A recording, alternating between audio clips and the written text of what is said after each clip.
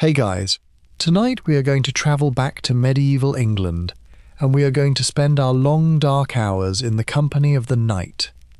Now, the knight is one of those figures we think we know. The armour, the horse, the sword, the lance, the vague sense of honour and rescue and shining courtesy. But the truth about the actual medieval knight, the real man inside the real steel, is a great deal stranger than any of that. For these were men who spent fortunes they did not have on horses they could not afford, who swore binding oaths upon roasted birds, who fought in mock battles so lethal that the church repeatedly banned them, and everybody repeatedly ignored the ban, who wore live animals on their heads, who covered one eye for a year to prove a point, and who would quite genuinely fight a man to the death over the question of who had the finer lady. So, before you get comfortable, tell me in the comments where you're watching from and what time it is. It's always 2 in the morning somewhere. Also, thank you to the viewer who suggested this topic. You know who you are. And if this channel helps you drift off, tap the like button and subscribe, but only if you genuinely enjoy what I do here. Now, dim those lights, switch on a fan for some sweet background hum, and get comfortable, because we have a long and gentle journey ahead of us tonight, back through the centuries, to the world of the knight. You do not need to remember any of it. The strange old customs we wander past are simply soft stones to step across as we make our way deeper into the quiet of the night. And if you lose the path and slip away into sleep, somewhere between the peacock and the ransom, that is not a failure. That is precisely the point. Have you ever wondered what it actually cost, in coin and in labour, to put one man on one horse in one suit of steel? Have you ever wondered what a tournament was really like, and why the church spent 200 years trying to stop them? Have you ever wondered why a grown man would swear, before witnesses, to eat every meal standing until he had performed some pointless feat of arms in a foreign country? These are the things we are going to drift through tonight, slowly and gently, in the dark. So settle back, let your eyes grow heavy, and let us ride out together, softly, across the centuries. Let us begin, gently, with the man inside the armour. Before we go any further, we should be clear about what a knight actually was, because the word has been so thoroughly buried in romance that the real thing underneath has almost disappeared from view. And the real thing is far more interesting and considerably stranger than the polished figure of legend. A knight was, at bottom, a heavily armoured man who fought on horseback and who belonged, or wished to belong, to a particular social class. That is the whole of it. He was a soldier and he was a gentleman, and these two facts pulled against each other constantly and produced most of the absurdities we shall be exploring tonight. Knighthood was not a job so much as a status, conferred in a ceremony, carrying obligations and privileges, and requiring a very great deal of money to maintain. You could be knighted for valour. You could be knighted because your father had been. You could, in the later Middle Ages, be more or less compelled to become one because you owned enough land, and a good many men went to considerable trouble to avoid the honour precisely because of what it cost. He was not, generally speaking, a nobleman. This surprises people.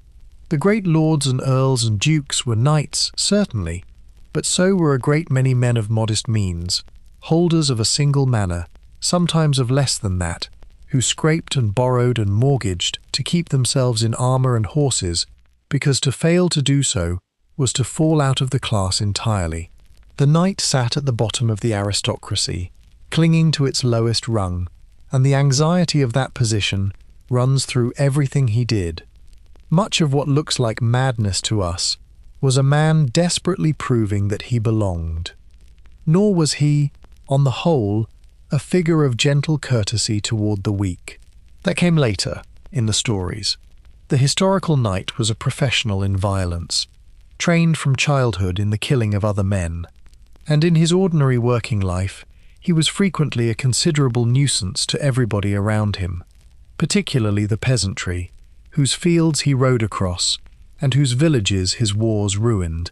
The church spent centuries trying to civilize him, with limited success, and much of the code of chivalry that we now find so charming began as a fairly desperate attempt to persuade heavily armed young men to stop robbing churches. It is worth adding that the knight changed enormously across the centuries we lump together as the Middle Ages.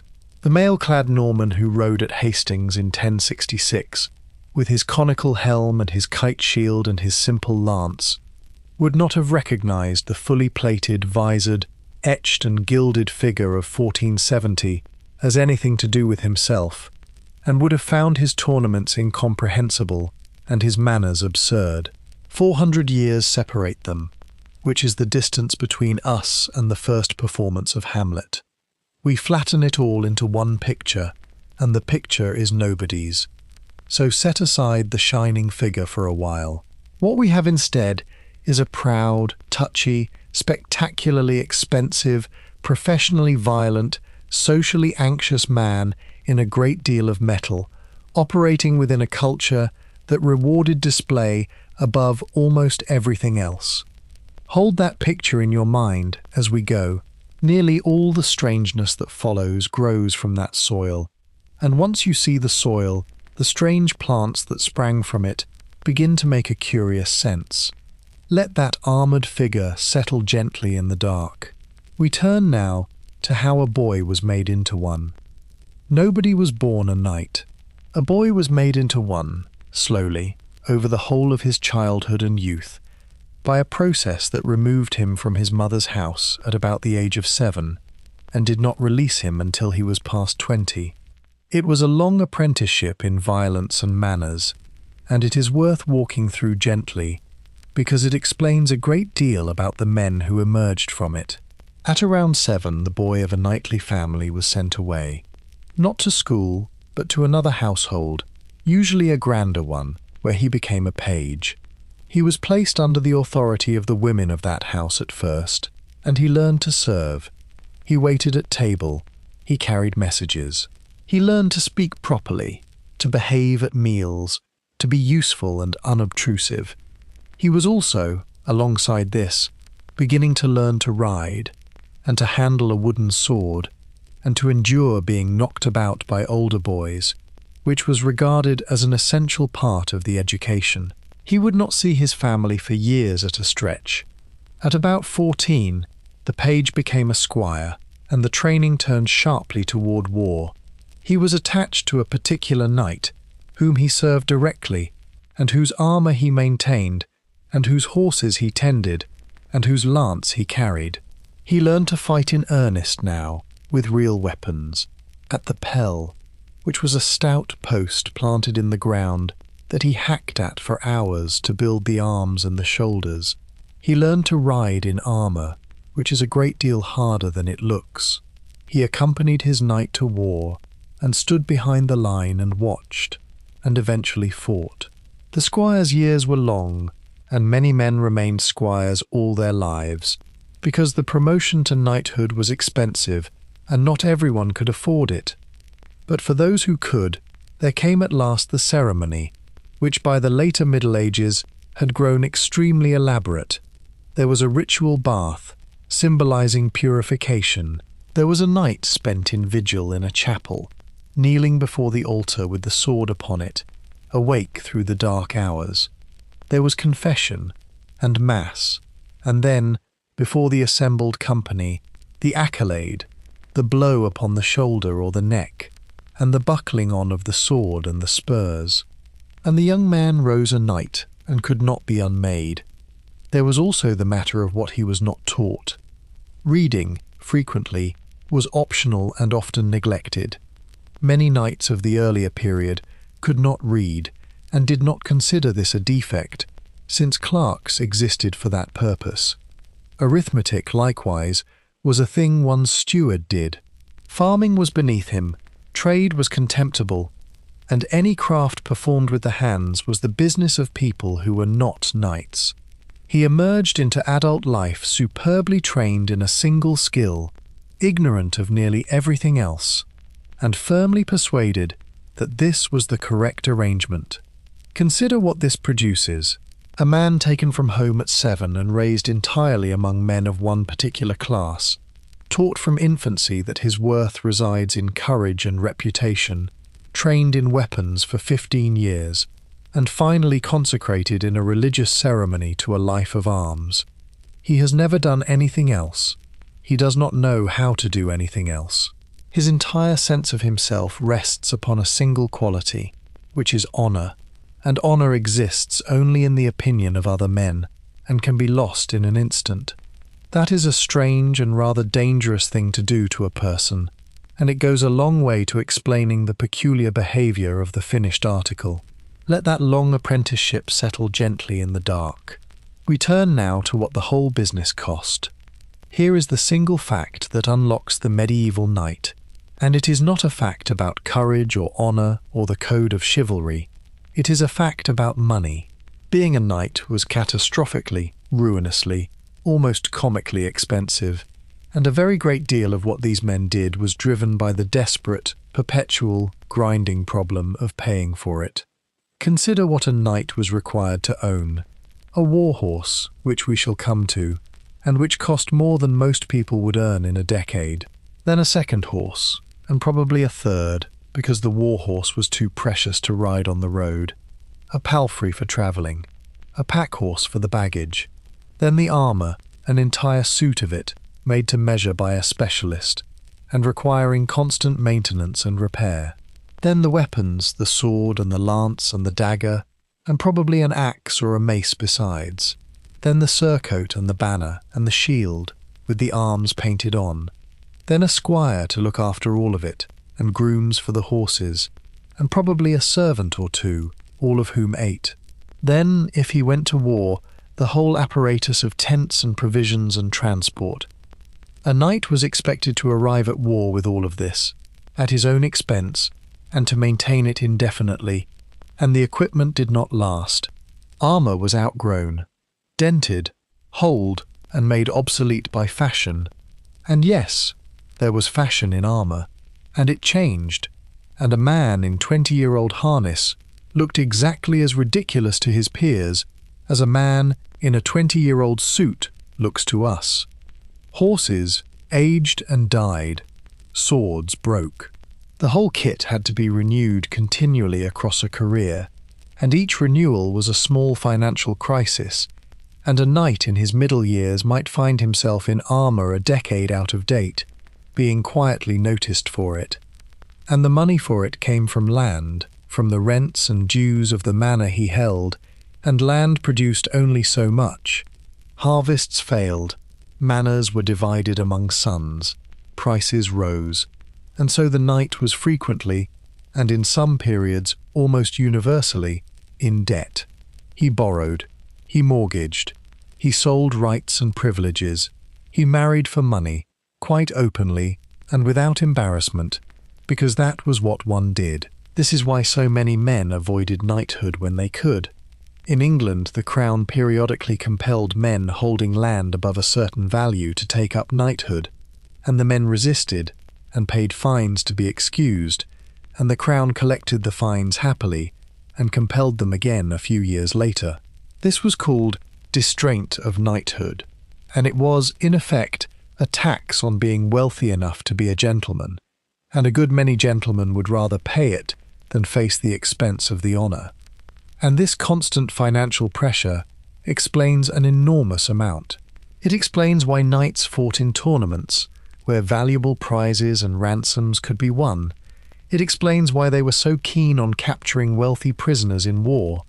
It explains why they went on campaign at all, since plunder was a legitimate and expected part of the business. And it explains, above all, the fierce competitive display, the peacocking, the vast expense on armour that was more beautiful than it needed to be, because a knight's credit, his ability to borrow, his marriage prospects, his standing, all depended on appearing to be prosperous, and appearing to be prosperous meant spending money he very often did not have. It was, in the most literal sense, a culture of conspicuous consumption maintained on credit, and it drove men to do absolutely ludicrous things. Let that mountain of debt settle gently in the dark. We turn now to the single most expensive item on the list. We should linger a while on the horse, because the horse was the entire point. The word for knight in French is chevalier, in Spanish caballero, in German Ritter, and every one of them means, at root, a man on a horse. Take the horse away, and there is no knight, and the horse was the most valuable, most difficult, most extravagantly expensive thing a knight would ever own.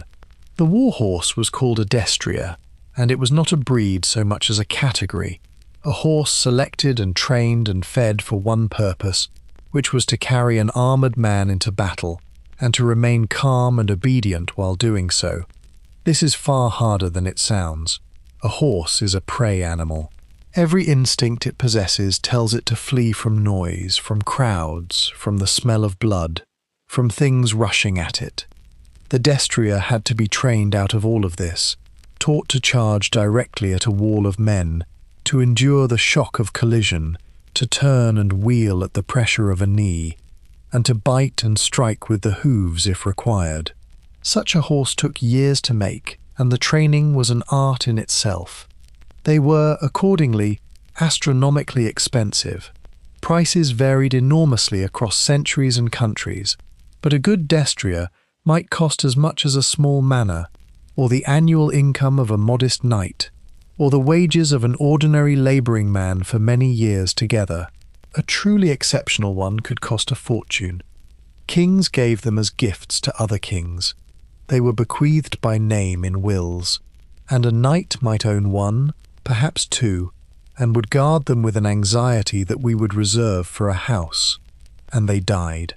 That is the awful arithmetic at the heart of it. The war horse was ridden into the most dangerous place on the field, and horses are large and hard to miss, and archers in particular shot at them deliberately because a dismounted knight was a much reduced problem. The knight's single most valuable possession was carried directly into a storm of arrows, repeatedly, throughout his career. Losing a horse was a financial catastrophe, and a knight who lost several might be ruined outright.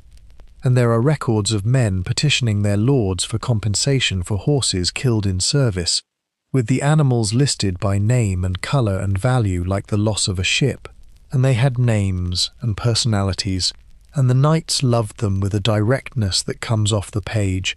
The horses of the chansons are characters. Real knights wept over dead horses, in a way they were not permitted to weep over dead men.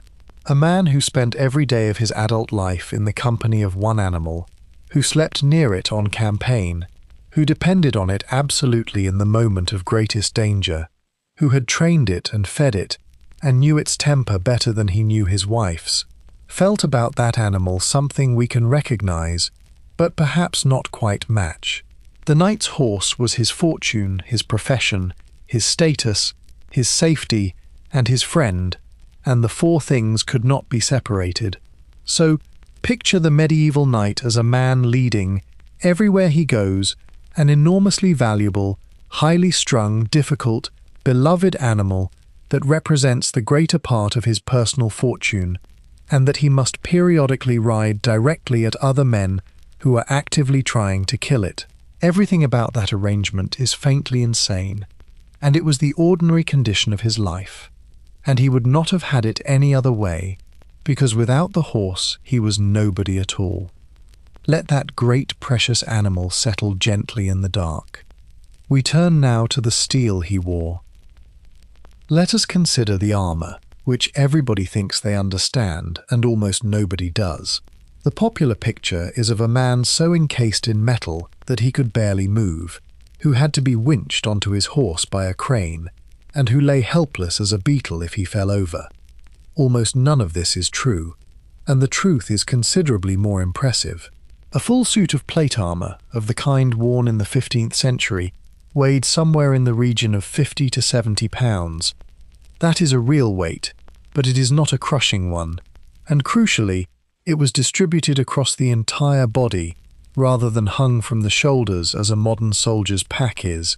A fit man, trained since childhood to move in it, could run in armour. He could mount a horse unaided. He could lie down and get up again. There are period fighting manuals that show armoured men wrestling on the ground, and modern reenactors and researchers have demonstrated all of it, turning cartwheels in harness to make the point. The crane is a myth from a Victorian pantomime, and it has been repeated so often, and so confidently, and by so many people who were not wearing armour at the time, that it will probably outlive every true thing I tell you tonight.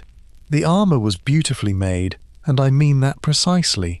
It was shaped to deflect rather than to stop, angled everywhere so that a blow would slide off.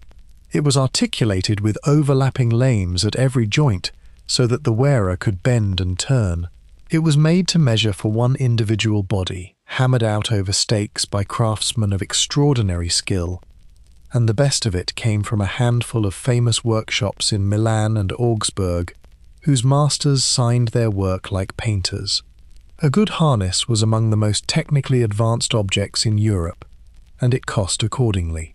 What the armour actually was intolerable in a different way. It was hot.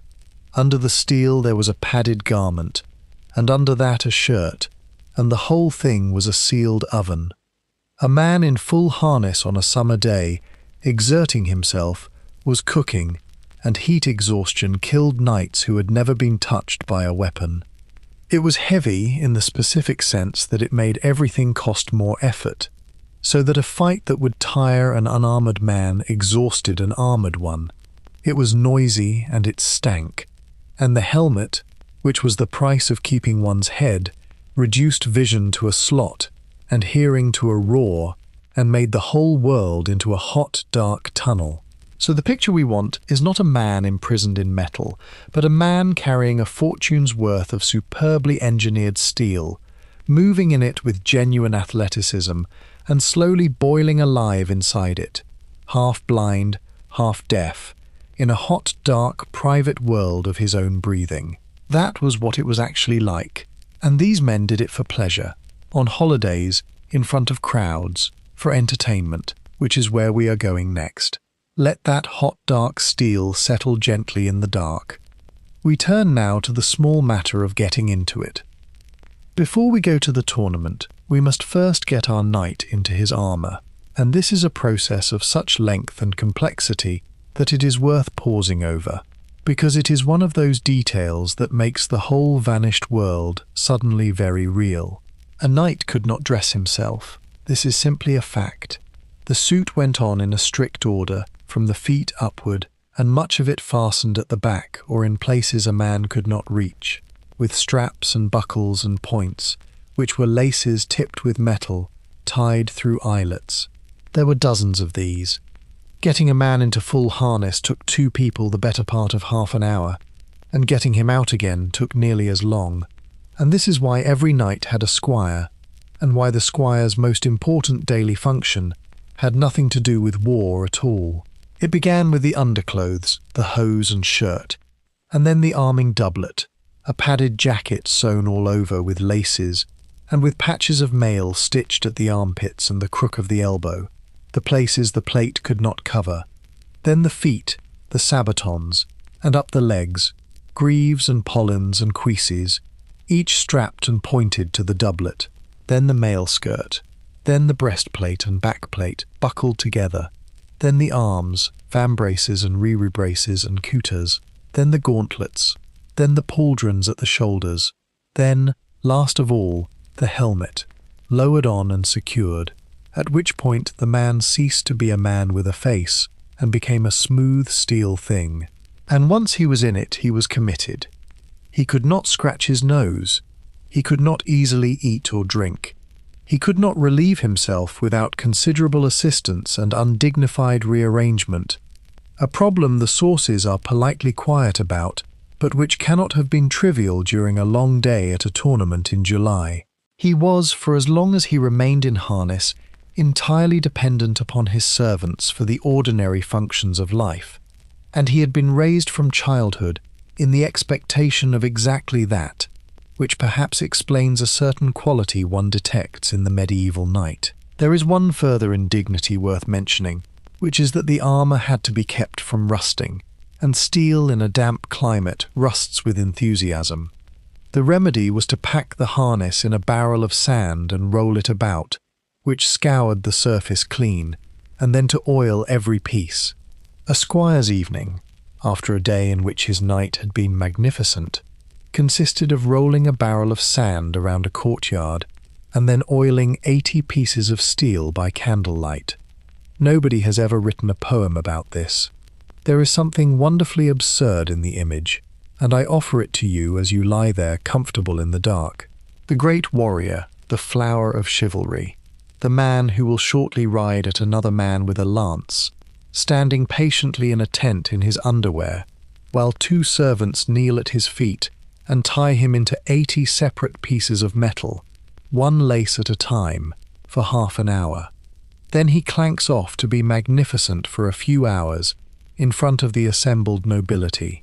Then he comes back, hot and filthy and pleased with himself, and they take it all off again, lace by lace, in the dark, every single time for 30 years. Let that patient dressing settle gently in the dark. We turn now to the tournament, and to the genuine madness at the heart of it. Everything you picture when you hear the word tournament is late. The 2 men in matching armour riding at one another down a fenced lane, with a wooden barrier between them and ladies waving handkerchiefs from a stand. That is the tournament of the 15th century, refined, regulated, and comparatively safe. It is the sport at the end of its long domestication. What came before was something else entirely, and it was, by any reasonable standard, completely mad. The early tournament, in the 12th and 13th centuries, was not a series of individual jousts. It was a battle. 2 teams of knights, sometimes numbering in the hundreds, met in open country. Not in an arena, in actual countryside, across fields and through villages and woods, over an area that might extend for miles. There were designated safe areas where an exhausted man could rest and rearm, and where he might not be attacked. Everything else was fair game. And then they fought, all day, in a great sprawling chaotic melee spread across the landscape, with real weapons, in real armour, on real horses, until darkness or exhaustion ended it. This was not a metaphor for war. It was war, with the killing made incidental rather than intentional, which is a rather fine distinction when several hundred armoured men are riding at one another with lances. The crops were destroyed, the villages were trampled, peasants fled, and the knights fought in the middle of it all with tremendous enthusiasm, because the tournament was where reputation was made, and reputation was the currency of their entire existence, and there was money in it. This is the part that gets left out of the romance. The object was not to kill your opponent, but to capture him, because a captured knight had to be ransomed, and his horse and his armour were forfeit to the man who took him. A skilled tournier could make a very good living indeed, riding from tournament to tournament across France and the Low Countries, capturing men and stripping them of horse and harness and selling both back to them. There were professionals who did precisely this. William Marshall, the most famous knight in English history, made his fortune this way as a landless younger son, and reportedly took something like 500 knights in the course of his tourneying career. Think about what that means for a moment. The great chivalric spectacle of the age, the school of arms, the flower of knighthood, was in substantial part a mechanism for well-born young men to hunt one another across the countryside for profit. It was a business. It was violent. It was ruinously destructive to everyone who was not a knight, and it made a great deal of money for the men who were good at it, which is why nothing anybody said could stop it. Let that great chaotic hunt settle gently in the dark. We turn now to what it actually did to the men in it. I promised not to dwell on violence, and I shall keep that promise, so let us be brief and sober here, and then move on to lighter things. But it would be dishonest to describe the tournament as a sport, without saying plainly that a great many men died in it. The weapons at the early tournament were the weapons of war. Blunted arms came later and never entirely displaced the sharp. Hundreds of armoured men colliding on horseback at speed, in open country, with lances and swords and maces, will produce casualties no matter what anyone intends. And it did. Men were crushed under fallen horses. Men were trampled. Men suffocated in their helmets. Men were struck down and, in the press, never got up. At one notorious tournament in Germany in the 13th century, a great many knights were reported dead by the end of the day, and the number, whatever its exact truth, tells us what people believed such an event could cost. The deaths reached the very highest. A king of France died of a wound taken in a joust in the 16th century, when the sport was supposedly at its safest and most regulated, struck through the visor by a splintered lance. A Duke of Brittany, the son of a King of England. Across the centuries, the tournament killed and maimed a steady procession of the men who could least be spared, and everybody knew it, and nobody stopped, because to stop would have been to admit that the entire enterprise was foolish, and no man of honour could admit that. We shall not linger. It is enough to note that the men we are discussing tonight spent their leisure time doing something that killed a reliable percentage of them every year. That they knew this, and that they regarded the risk not as a drawback, but very nearly as the point. A thing that could not kill you could not prove you. That is a hard and slightly frightening philosophy, and it sat at the centre of their world, and it explains a great deal of what looks to us like madness. And now let us go back to the surface, where the flags are flying and the crowds are cheering, and consider the extraordinary spectacle these men made of it all, because the tournament was, above everything, a show. Let that sober thought settle gently in the dark, and then let it go. We turn now to the church, and to 200 years of being cheerfully ignored. The church did not care for tournaments. The church said so, loudly, formally, and repeatedly, for the better part of 2 centuries, and the knights of Europe listened respectfully, nodded gravely, and carried on exactly as before, which is one of the more entertaining spectacles in medieval history. The condemnations began in earnest in the 12th century. Councils of the church forbade tournaments outright. The dead were denied Christian burial. Excommunication was threatened and sometimes applied. The objections were entirely reasonable. Men were being killed for no purpose. The sin of pride was involved on a monumental scale. The countryside was being ruined, and all of this military energy might far more usefully be pointed at the enemies of Christendom in the Holy Land, rather than at one another in a field in Champagne. The knights ignored it, not defiantly for the most part, but with a sort of amiable disregard, the way one ignores a sign about walking on the grass. Tournaments continued without interruption. Kings hosted them. Bishops attended them. The prohibition was reissued, which tells you it was not working, and reissued again, which tells you the same thing, and eventually the papacy simply gave up and lifted the ban in the 14th century, having achieved precisely nothing across 150 years of trying. The bans also had a quality of magnificent futility about them that is worth savouring. A council would meet, and deliberate, and issue a decree forbidding these detestable gatherings under pain of excommunication, and the decree would be published, and copied, and sent out across Christendom. And in the following spring the knights of Champagne and Flanders would gather in a field, as they had every spring within memory, and ride at one another all day and go home. And in due course another council would meet, and deliberate, and note with sorrow that the previous decree had not been universally observed. There were secular bans too, and they had a different logic. Kings disliked tournaments because they gathered large numbers of armed men in the countryside, away from royal supervision, in a state of considerable excitement. This is not a thing kings enjoy. In England, the Crown regulated tournaments obsessively, licensing them, restricting them to certain fields, demanding sureties, and occasionally banning them altogether when the political weather looked stormy. These bans were somewhat more effective than the churches, because a king could confiscate your land. But the knights kept tourneying, and this fact tells us more about them than any chronicle. They were willing to be excommunicated for it. They were willing to be denied burial in consecrated ground, which in the medieval understanding was no small thing, but rather a matter of one's eternal soul. They accepted the risk of damnation in order to keep riding at one another with sticks in a field. When a culture will trade the afterlife for a sport, we may reasonably conclude that the sport is doing something for that culture which nothing else can do. Let that cheerful disobedience settle gently in the dark.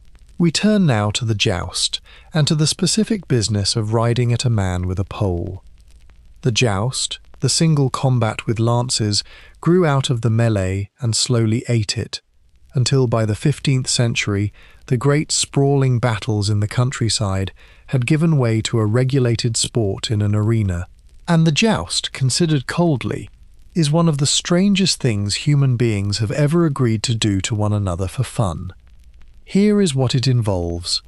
2 men, each weighing perhaps 200 pounds in harness, ride horses weighing well over half a ton, in opposite directions, at a combined closing speed that may exceed 30 miles an hour. Each carries a wooden lance about 12 feet long, tucked under the right arm, angled across the horse's neck to strike the man coming the other way. The object is to hit him squarely enough that the lance shatters, or, better still, to knock him off his horse entirely. Meanwhile, he is attempting the same to you. Neither man can see very much, because both are wearing helmets with a slot for vision, and in the moment before impact, each is looking through a 2-inch gap at a man travelling toward him at the speed of a horse. The forces involved are considerable, and the lance is designed to break, which is a kindness, since a lance that did not break would transfer all of that energy into the rider. The great danger, and it recurs through the sources, is the splinter. A shattering lance throws fragments of wood at speed, directly at the head, and the eye slot of the helmet is precisely the sort of aperture that a splinter can find. This is how the King of France died. It is how a great many lesser men died. The armour they wore for it tells the whole story. Jousting harness of the 15th century was a specialised thing, enormously thick on the left side, where the lance would strike, and lighter on the right. The helmet bolted rigidly to the breastplate and backplate, so that the head could not be snapped round by a blow, which meant the wearer could not turn his head at all, and had to be pointed at his opponent like a gun. A great steel shield bolted to the chest, sometimes a locking mechanism to hold the lance. A man in jousting harness could barely move, and could see almost nothing, and was, for any purpose other than riding in a straight line at another man similarly encased, completely useless. It was sports equipment, and very fine sports equipment, and it had drifted so far from war that a man in a battle wearing it would have been dead in a minute. And it is worth saying plainly that the joust served no military purpose whatever by the time it reached its height. No battle was ever fought in that fashion. The knights of the 15th century were engaging in an elaborate ritualized sport that had almost nothing to do with how war was actually conducted in their own lifetimes, which by then involved a great deal of unglamorous dismounted fighting and a distressing number of common men with longbows and, soon enough, guns. The joust had become pure theatre, a performance of an idea of warfare that had already passed away. They knew this, some of them. There are melancholy passages in the writings of old knights about how the world had changed, how the arts of chivalry were despised, how war had become the business of low men with missiles. And they went on jousting, with ever more elaborate armour made specially for the purpose, armour so heavy and so specialised that it was useless in a real battle, jousting in it for prizes and for ladies and for the applause of the stands, right through the century in which the armoured knight ceased to matter militarily at all. There is something almost poignant in that, and also something entirely absurd, and the two things are not in conflict. Let those splintering lances settle gently in the dark. We turn now, at last, to the vows, which are my favourite thing in all of medieval history. Now we arrive at the material that most fully earns the promise in tonight's title, and I have been looking forward to it. Because the medieval knight had a habit, particularly in the later Middle Ages, and particularly in the courts of France and Burgundy, of swearing enormous binding public oaths at feasts upon roasted birds. The ceremony went something like this. At a great banquet, at the appropriate moment, a bird would be brought in, often a peacock or a pheasant, roasted and then redressed in its own feathers, magnificent and gilded, carried aloft by ladies of the court.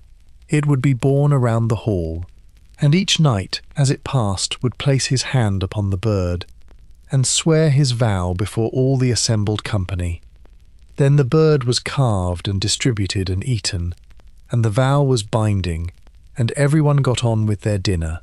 The most famous of these was the Feast of the Pheasant, held at Lille in 1454 by Philip the Good, Duke of Burgundy. The occasion was staggering. The Turks had taken Constantinople the year before, and the purpose of the feast was to swear a great crusade to recover it. And so the guests came, and the entertainments were mounted, and they were beyond extravagant. There was a pie containing 28 musicians who played from within it. There was a mechanical stag. There was a live falcon. There was a full-sized model of a church with a working bell and singers inside. There was an enormous model elephant, ridden by a giant, bearing a castle on its back, containing a lady dressed as the church, who lamented her condition in verse.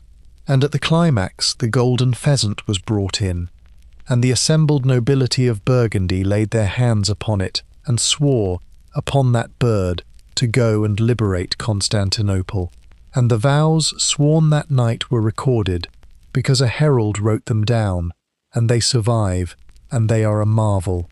Men swore to fight the Turk, certainly, but they attached conditions of magnificent specificity, that they would not eat meat on a certain day until the deed was done, that they would wear no armour on a particular part of the body until they had met a Saracen in combat, that they would not sleep in a bed on a Friday, that they would abstain from wine, that they would not comb their hair.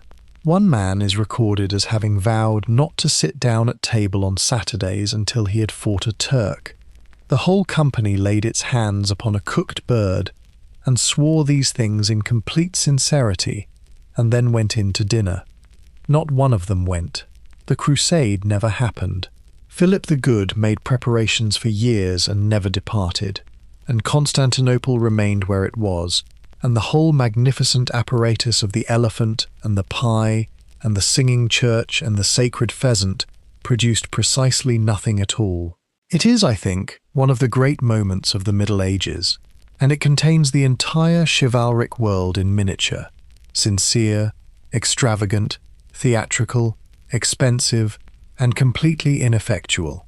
And the vows themselves, when we look at what men actually swore, become stranger still, because they were not simple undertakings. They were elaborate, specific, and frequently ridiculous conditions attached to the fulfillment of some feat of arms.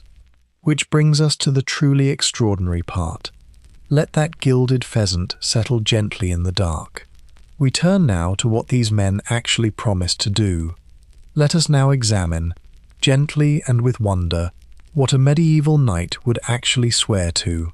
These are real vows, of a kind recorded again and again in the chronicles and the poetry of the 14th and 15th centuries, and they are among the most gloriously daft things ever undertaken by grown men in public. A knight might vow that he would eat standing up at every meal until he had performed some particular deed of arms, not sit down, for as long as it took. A knight might vow that he would not sleep in a bed on Saturdays until the deed was done. A knight might vow to wear a fetter or an iron ring upon his arm or his leg, and to keep wearing it until he had met a worthy opponent in single combat and defeated him, at which point the ring would be struck off. Some of these fetters were worn for years. The most celebrated of these self-imposed handicaps was the covering of an eye. A knight would vow to keep one eye covered, with a patch or a cloth, until he had achieved his promised feat of arms in the enemy's country. He would then go about his ordinary business, half-blind, for months or years, and every man who saw him would know that here was a man under a vow, and would ask him what it was, and he would tell them, and this, of course, was very largely the point. A company of English knights in the 14th century is recorded as having done exactly this, sailing to France with one eye each bound up, having sworn before the ladies of the court that they would not look upon the world with both eyes until they had performed their deeds in war. Consider the practical implications. Depth perception, gone. The ability to fight, seriously compromised, since a knight without depth perception is a knight who cannot judge the distance of a lance. And these men were sailing into a war zone. They had deliberately halved their eyesight in a public ceremony before an audience, and had then gone to a place where people were going to try to kill them. That is the vow of a man who has thought very carefully about how he appears, and not at all about how he will manage. And the vow had a further function, which was that it forced the issue. A man who has publicly announced that he will not sit down until he has fought somebody in France has created, in a single sentence, an obligation that everybody now knows about, that they will ask him about at every dinner, and from which there is no honourable retreat. He has burned his boats before the assembled nobility of Europe. It is a technology for making yourself do something difficult, and it is an extremely effective one, and it is the same technology as announcing a resolution to all your friends so that you will be too embarrassed to abandon it. He was not less rational than we are. He simply had a larger audience and a longer memory to answer to. But that is exactly the point, and I want to be fair to them here.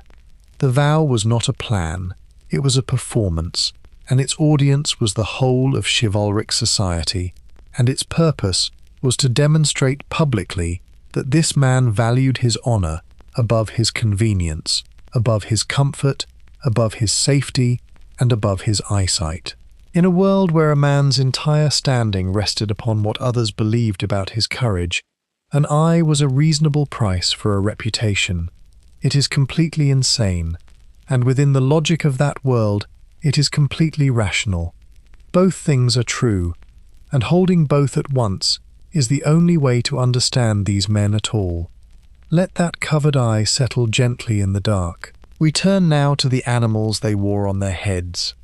We must talk about heraldry and about the crests, because the knight had a problem that we do not often consider, which was that once he put his helmet on, nobody had the faintest idea who he was. And for a man whose entire existence was a performance of reputation, that was intolerable. Hence the coat of arms.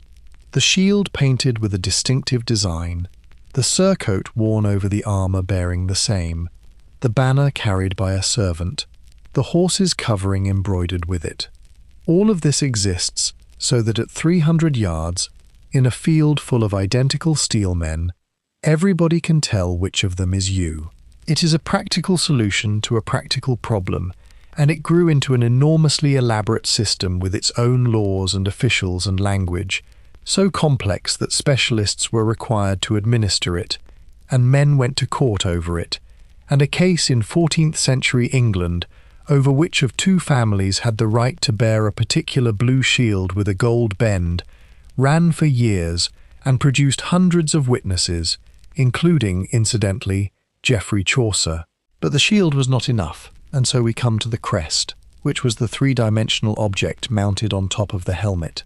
And these were not modest. They were made of boiled leather and wood and cloth. They were often as tall as the helmet itself, or taller, and they took the form of beasts and wings and horns and human figures and heraldic monsters. A knight might ride into a tournament with a great pair of buffalo horns on his head, or a golden lion, or a swan with outstretched wings, or a bearded man's head, or a flowering tree, nor did it stop at the helmet. The horse was dressed too, in a caparison, a great flowing cloth covering it almost to the ground, embroidered with the same arms, sometimes with a chamfron of shaped steel over its face, sometimes with the arms repeated on that as well. Man and horse together were a single moving billboard, announcing at a distance of several hundred yards precisely which family this was and how much money they had. The whole ensemble, in a good year, in a great tournament, would be new, and would have cost the annual income of a manor, and would be worn perhaps twice. They were absurd. They were expensive. They were, in a high wind, actively dangerous. They served no purpose whatever except to make the wearer conspicuous, and conspicuousness was the entire currency of the culture. So they grew and grew across the 14th and 15th centuries until men were riding about with entire sculptures upon their heads. And there are recorded instances at the extravagant end of the tournament world of live creatures being used, birds tethered to the crest, and one German account of a knight who bore a live eagle, which cannot have been agreeable for any party involved.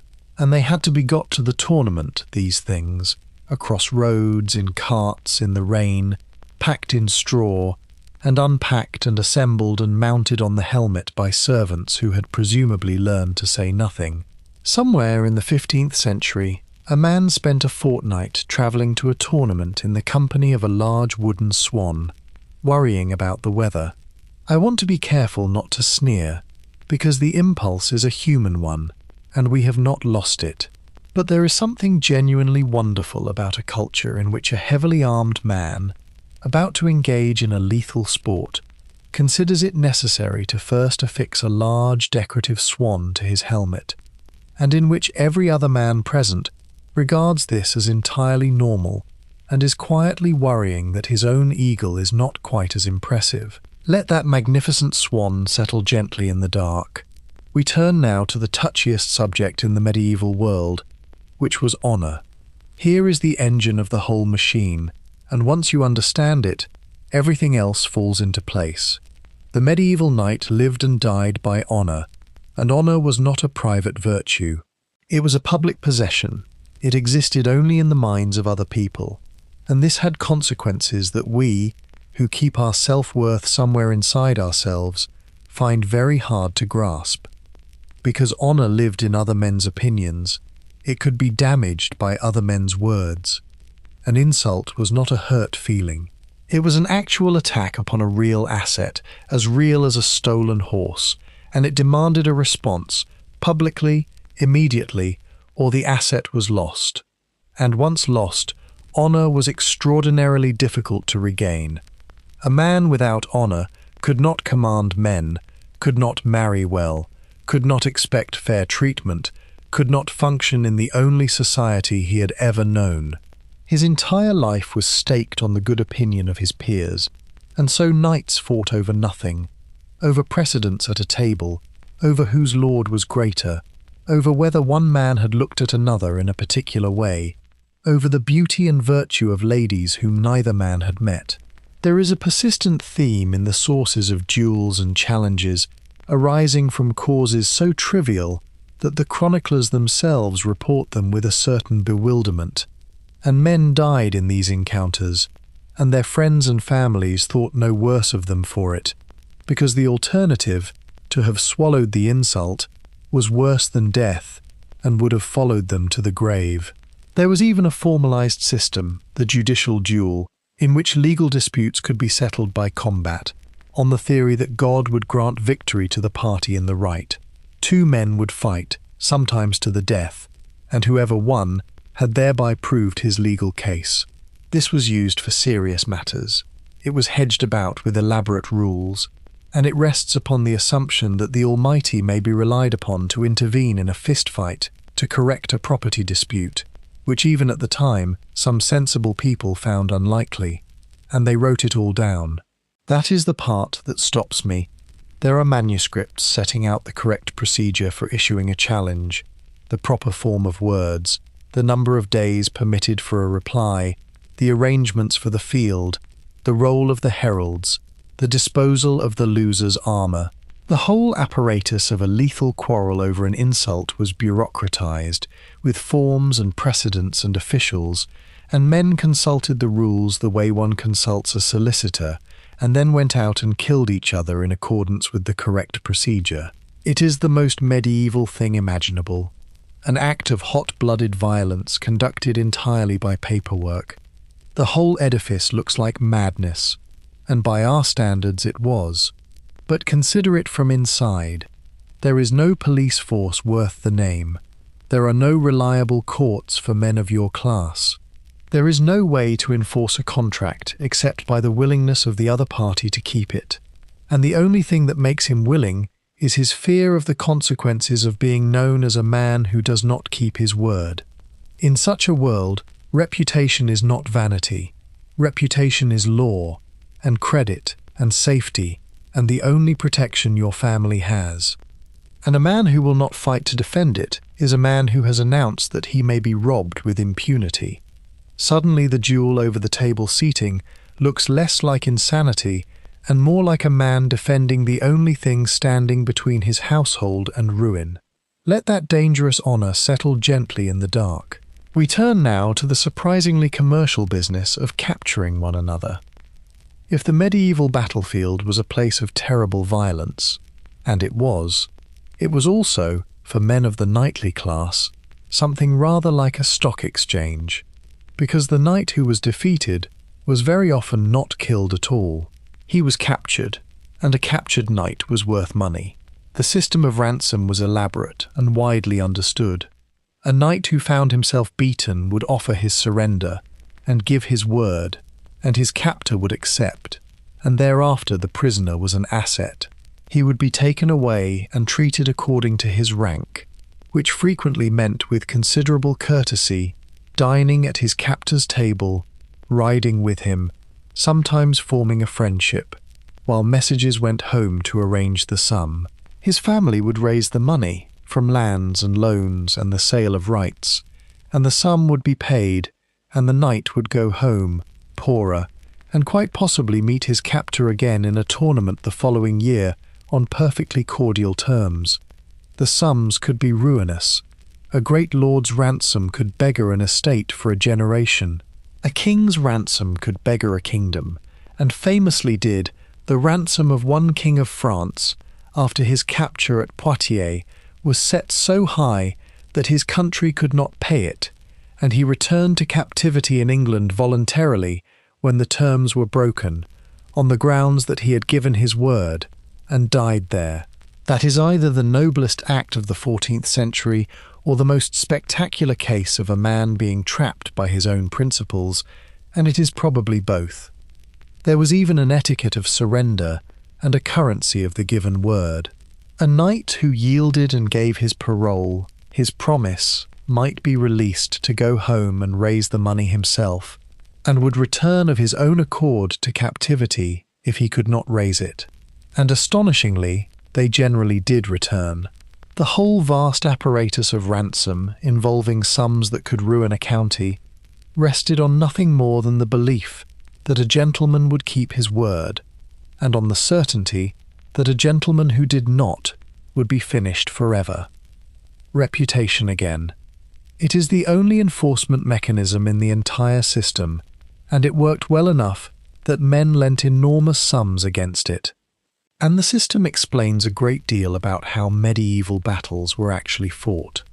The knight in the melee was not primarily trying to kill the man opposite. He was trying to capture him, which is a very different tactical problem, and requires that you not kill him. And this restraint applied strictly to men of the knightly class, and not at all to anybody else. The common soldiers on the field, the archers and spearmen who were not worth ransoming, were killed without hesitation, and there were battles where the ordinary infantry were slaughtered in thousands, while the knights on both sides were courteously bundled off to be sold back to their relatives. This is one of the least attractive facts about chivalry, and it must be said.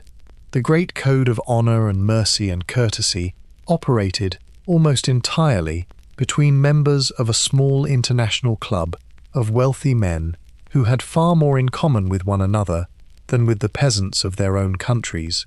It was a system for ensuring that gentlemen did not lose too much when gentlemen fought. Everyone else could take their chances. That is not a moral judgment made with the easy advantage of hindsight. Contemporaries noticed it too, and said so. Let that commercial arrangement settle gently in the dark. We turn now to the code itself, and to the enormous gap between what knights said and what knights did. Everything we have discussed so far concerns the knight in the open field, on his horse, doing the thing he was made for. But the plain truth of medieval warfare is that pitched battles were rare. Commanders avoided them, because a battle could lose you everything in an afternoon. What medieval war actually consisted of, most of the time, was sieges. And the siege was the place where every single thing the knight valued became useless. Consider what a siege demanded. Patience, above all. Weeks, months, occasionally years of sitting outside a wall in a camp. Engineering. The digging of ditches and the building of siege towers, and the tunneling of mines beneath the foundations. Logistics. The feeding of an army that is not moving, in a landscape it has already eaten. Discipline. The prevention of disease in a camp of thousands, which was frequently not achieved, and more besiegers died of sickness than of anything the defenders did to them. None of this is knightly. There is no charge. There is no lance. There is no glorious moment before the assembled company. There is mud and boredom and dysentery, and the smell and the endless waiting, and the knight sat in his tent in the wet, with nothing whatever to do except quarrel with the other knights about precedence, which he did. And when the assault came at last, it came on foot, up a ladder, through a breach, into a confined space full of desperate men, and the armoured knight, scrambling up a scaling ladder with a shield on his back, was in about the most disadvantageous position his equipment could put him in. Men were dropped from walls. Men were crushed in breaches. The whole affair was closer to a brawl in a stairwell than to anything in a romance. And the men who were best at it were not the finest horsemen, but the engineers and the crossbowmen and the miners, whom nobody wrote poems about. Yet the knight went and did it, and complained. The chronicles are full of the tedium and squalor of siege warfare, and full of knights slipping away from sieges to go and find a tournament somewhere, or a raid, or anything with a horse in it. It tells you something rather touching about them, that the great warriors of the age were bored by actual war and kept sneaking off to play at it instead. Let that muddy siege camp settle gently in the dark. We turn now to the ordinary business of the knightly day. We have spent a long time tonight on the extraordinary, on vows and feasts and tournaments, and we should correct the balance, because the medieval knight was not doing any of those things most of the time. Most of the time he was doing something considerably less magnificent, and the shape of his ordinary day is worth a gentle look. He rose early, because everybody did. He heard Mass, because everybody did. And he probably heard it daily and thought nothing of it. He ate, and then he attended to business, and his business was the management of land, the collection of rents, the presiding over of his manorial court, the settling of disputes among his tenants about boundaries and strayed animals and inheritances, the checking of accounts with a steward. A knight of modest means was, functionally, a small landowner and a local magistrate, and a great deal of his working life was spent doing the sort of paperwork that would be entirely recognizable to a modern farmer, except that he probably could not read it and had it read to him. He also, if he was fortunate and the century was quiet, spent a good deal of time being bored. This is the least romantic and most human fact about him. There were long winters in a cold hall with the rain coming down, when the roads were mud and nobody visited and there was nothing to do but eat and drink and listen to somebody play and quarrel with one's household and wait for spring. The tournament season, when it came, must have been a blessed release, and I suspect that a good deal of the enthusiasm for riding 1,000 miles to a frozen forest in Prussia is explained by the alternative, which was another February in Northamptonshire. He hunted constantly. Hunting was not a pastime but a serious institution, hedged with its own elaborate rules and vocabulary, and its own snobberies, and it was regarded as training for war, which it genuinely was. It taught riding across broken ground at speed, and the handling of weapons from horseback, and the reading of terrain. It also provided meat, and an excuse to be outdoors, and a reason to own more expensive animals. A knight would rather hunt than do almost anything.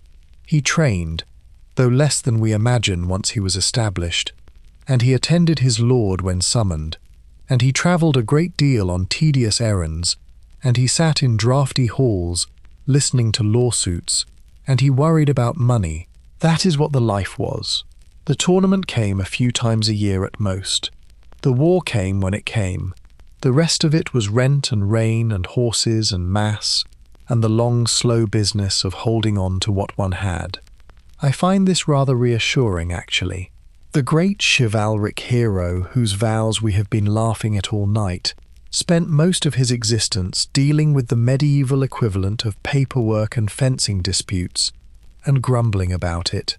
He was much more like us than the paintings suggest. It is only when we look at the few remarkable days of his life, and forget the thousands of ordinary ones, that he begins to look like a madman. Let that ordinary day settle gently in the dark. We turn now to the code itself, and to the enormous gap between what knights said and what knights did. We should talk about chivalry directly, because the word does a great deal of work in our imagination, and almost none of it is accurate. Chivalry was not a code of gentle conduct toward the weak. It was several things at once, and they were frequently in contradiction with one another, and the knights themselves were entirely aware of this, and lived with it as best they could. At its earliest and most honest, chivalry was simply the ethic of the warrior class. Courage, loyalty to one's lord, skill at arms, generosity to one's followers, and the maintenance of reputation. That is a soldier's code, and versions of it exist in every warrior culture that has ever been. It says nothing about protecting the innocent. It says a great deal about not running away. Onto this the Church laboured, for centuries, to graft a Christian morality. This was a project of desperation more than piety. Europe was full of armed young men with nothing to do between wars, and they were a menace. So the Church attempted, through the peace of God and the truce of God, to restrict when and against whom knights might fight. It tried to persuade them that their violence should be directed against the enemies of the faith, which is how we get the Crusades, an idea of genius from the point of view of a church desperate to export its problem. And it tried to sanctify knighthood itself, with the vigil and the blessing of the sword, so that the knight might understand himself as a servant of God, protector of the widow and orphan, defender of the church. Onto this again the poets grafted romance, and this is where most of our picture comes from. The literature of chivalry, the great cycles of Arthur and Lancelot and Roland, presented an idealized knight of superhuman courtesy and devotion. And this literature was enormously popular with actual knights, who read it and had it read to them, and named their children after its heroes, and modelled their tournaments upon it. They were, in a very real sense, consuming fiction about themselves, and then attempting to imitate it, which is a thoroughly modern-sounding predicament. There is a further layer, and it is the one I find most interesting. The knights knew the gap. They were not fools, and they could see perfectly well that the world of the romances was not the world they lived in. And so a persistent note of nostalgia runs through chivalric writing from remarkably early on. The knights of the 14th century believed that true chivalry had flourished in the 12th and had since decayed. The knights of the 12th century, had you asked them, would have pointed you back to Charlemagne. Every generation of knights believed itself to be living in the tarnished aftermath of a golden age of chivalry that had ended just before they were born. That golden age never existed at any point. It was always just over the horizon behind them, which is where golden ages generally are. And the reality? The reality is that the men who read Lancelot and wept also burned villages. and that a chevauchée, the standard English strategy in France for much of the 100 Years' War, consisted of riding through the countryside destroying everything, the crops and the mills and the houses of the peasantry, in order to ruin the enemy's tax base and demonstrate that he could not protect his people. This was conducted by knights, in armour, under banners, with heralds present, entirely within the customs of war, as everyone understood them. The same man could, on the same afternoon, courteously accept the surrender of a fellow knight and set fire to a village. There was no contradiction in his mind, because chivalry governed how he behaved toward men like himself, and had never claimed to govern anything else. Let that complicated code settle gently in the dark. We turn now to the strangest of all its branches, which is love. And now we come to courtly love, which is one of the peculiar cultural inventions of the Middle Ages, and which produced behaviour so odd that historians still argue about whether anybody ever actually meant any of it. The convention ran roughly thus. A knight would select a lady, generally married, generally of higher rank than himself, generally unattainable, and would devote himself to her utterly. He would perform deeds in her name. He would suffer for her. He would grow pale and sleepless. He would wear her token, a sleeve or a scarf, into the tournament, and dedicate his victories to her, and she would acknowledge him with the barest nod. And this exquisite arrangement of longing and service and unfulfillment was understood to ennoble him, to make him a better knight and a better man.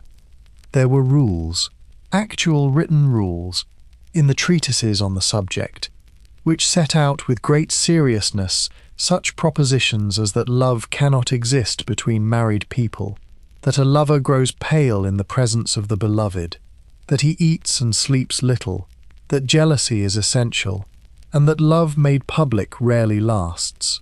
There were, allegedly, courts of love, in which noble ladies adjudicated disputed points of amorous doctrine. Whether these courts were real institutions or an elaborate literary game is precisely the sort of thing that historians enjoy arguing about, and I shall not settle it here in the dark. But the behaviour it produced was real enough. Knights genuinely wore ladies' tokens in tournaments. They genuinely dedicated feats of arms. Men genuinely undertook absurd and dangerous enterprises and announced that they did so for love of a woman who was not their wife, and to whom they had possibly never spoken at length. The whole apparatus of vows and covered eyes and iron fetters that we visited earlier was frequently sworn before ladies, and for ladies, and the whole audience of the chivalric performance was, to a significant degree, female. And underneath the poetry, the practical situation was this. These were arranged marriages among the aristocracy, contracted for land and alliance, in which nobody expected romantic love and everybody understood the terms. Courtly love was the elaborate, formalized, largely unconsummated fantasy that grew in the gap. It was a game played by adults with real feeling in it, and its main practical effect was to encourage armed men to do reckless things in order to impress women who were not permitted to reward them for it. I find something both very silly and very moving in that, and I suspect the participants did too. Let that hopeless devotion settle gently in the dark. We turn now to the men who simply rode away. There is a figure in the medieval imagination, and to some extent in medieval reality, of the knight-errant, the wandering knight, riding alone through the world in search of adventure, righting wrongs, seeking combat, going wherever the road takes him. It is the most romantic image the age produced, and like everything else it turns out to be tangled up with money and status in ways the poets do not mention. The reality behind it was the problem of the younger son. Land descended to the eldest. The younger sons of knightly families were trained as knights, equipped as knights, raised to expect the life of knights, and given nothing whatever to live on. They were, in a phrase used at the time, youths, and they might remain youths in this sense into their 40s, unlanded, unmarried, and unemployed, because marriage required an estate and they had none. And so they went looking. They went to the tournaments, where a good man could win horses and armour and ransoms. They attached themselves to great lords as household knights, fed and housed in return for service. They went to the wars, and some of them went a very long way indeed, to Spain, to Prussia, to the eastern frontiers, to the Holy Land, anywhere that fighting could be had by a man who needed a reputation and a purse. William Marshall, whom we met earlier, was exactly such a man, a landless fourth son who rode out with nothing and ended as regent of England, and his career was held up as the model of what the road might give you. Most of them got rather less. The road gave most of them debt and injury and a modest position in somebody's household, and a great many of the wandering knights of Europe were essentially armed men looking for work, which in a bad century made them a problem. When wars ended, the soldiers did not go home, because they had no home to go to and no other trade. They formed companies. They lived off the countryside. The free companies of 14th century France, ravaging the land in the intervals between the official wars, were made up in large part of the flower of chivalry, with nothing else to do. And there was, for such men, one further route, which was to marry an heiress. This was pursued with a frankness that would embarrass us. Wardships of wealthy orphan girls were bought and sold like property, because whoever held the wardship controlled the marriage, and the marriage carried the land. A landless knight of good name and better prospects, who had done well in a tournament and been noticed, might be rewarded by his lord with exactly such a wardship, and would marry the girl, and would thereby become at a stroke the very thing he had spent 15 years pretending to be. This was not thought cynical, it was thought fortunate. So when you see the picture of the lone knight on the road at dusk, the lance upright, the country opening before him, hold both things at once. It is a genuinely beautiful image, and it meant, in practice, an unemployed young man with expensive tastes, a lethal skill set, and no prospects, going out to find someone to fight for money, which is, in fairness, a rather good description of a great deal of human history. Let that lonely road settle gently in the dark. We turn now, briefly and soberly, to the body of the knight. I want to say something careful here, and briefly, and then move on, because it touches on real suffering, and I have promised you a gentle knight. The knight spent his life being hit. That is not a figure of speech. From the age of about 14, he trained daily with weapons, and training meant taking blows. He fought in tournaments, where he was struck by lances and swords and maces, and thrown from horses onto hard ground in 70 pounds of steel.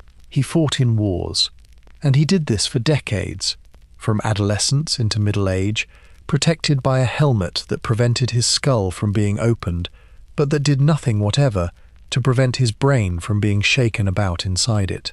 We know rather a lot now about what repeated blows to the head do to a person over a lifetime, and none of it is good, and it would be extraordinary if the medieval knight had somehow been exempt. The chronicles are not medical documents, and I am not going to reach across 7 centuries and diagnose men I cannot examine, and anyone who tells you they can do so with confidence is telling you a story. But we may say, gently and without pretending to more certainty than we have, that these men took a punishing quantity of head injury across their working lives, and that this is very likely to have cost some of them dearly, in ways that nobody then had any way of understanding or naming. And there is a related thing, which is that they saw and did terrible things. Medieval warfare was not the tournament. It was the sack of towns, the burning of villages, the killing of people who could not fight back. The men who did this were not monsters. Mostly, they were ordinary men in an age with different rules, and some of them came home from it changed, and the sources occasionally show us a knight who had gone quiet, or strange, or who retired to a monastery in his last years, with a great weight upon him, endowing chapels, and paying for masses to be said forever for the souls of the dead. We should not make too much of this, and I shall not. But I do not want to spend a whole night laughing at the absurdities of these men, without acknowledging, once, quietly, that behind the peacock vows and the swan crests were men who had been hit in the head for 30 years, and who had seen things they could not speak of, and that some of them suffered for it, in silence, in a world with no word for what was wrong. They deserve that much from us, I think, before we go back to laughing at the eagle on the helmet. Let that quiet thought settle gently in the dark, and then let it go. We turn now, more lightly, to the practical misery of the battlefield. Let us return to lighter ground and consider the sheer physical unpleasantness of being a knight in action, which is one of those things the paintings never convey, and which I find genuinely funny in the way that all human indignity is funny. The helmet was the worst of it. A great helm of the 13th century was a steel bucket with a slit. Vision through it was a horizontal band perhaps 2 inches high, with no peripheral vision whatever, so that a mounted man could see directly ahead and nothing else, and the world consisted of whatever happened to be in front of him at that instant. Sound was a roar. Speech was almost impossible. A man could shout and be barely heard, and could not hear the reply. Communication in battle, between men in full harness, was reduced to banners and trumpets and prearranged signals, and the moment a plan required adjustment, it could not be adjusted. Inside the helmet, the situation was worse. Air came through the slit and through small breathing holes, and it was never enough.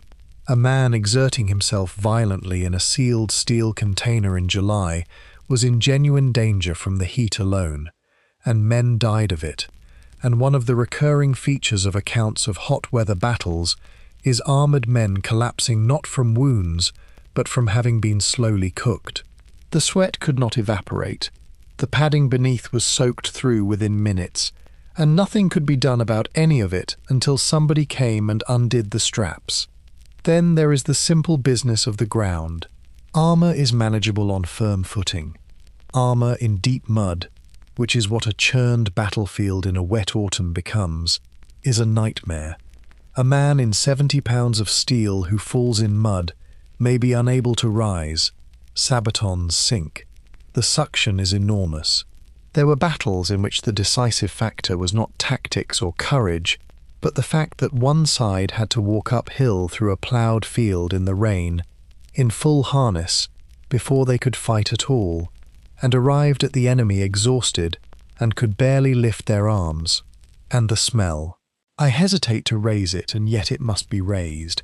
A man in full harness, exerting himself for hours, sweating into layers of wool and linen that cannot be removed, in a suit that cannot be washed, in company with several hundred others in the same condition, along with the horses. The medieval battlefield and the medieval tournament field were olfactory experiences of a kind we cannot readily conjure, and nobody found it remarkable, because everything in that world smelled, and the only people who might have complained were the people whose villages had just been ridden through, and nobody could tell who anybody was. This is the part I like best. In a melee of hundreds of armoured men, half-blind, mostly deaf, filthy, with surcoats torn and heraldry obscured by mud, the elaborate system of identification collapsed entirely, and there are accounts of knights fighting their own side for some minutes before somebody worked out what was happening. The great chivalric spectacle, in practice, was several hundred exhausted men in metal blundering about in the mud, shouting at each other, and being unable to hear the answer. Let that hot, blind chaos settle gently in the dark. We turn now to the peculiar religious life of the knight. For all the swaggering, the medieval knight was a genuinely religious man, and his religion sat in a very odd relationship with his profession. And the ways he tried to resolve that tension are among the most human things about him. He knew, because the church told him constantly, that killing was a sin. He also knew that killing was his trade, and that he had been raised to it, and that he was rather good at it, and that his lord and his king expected it of him.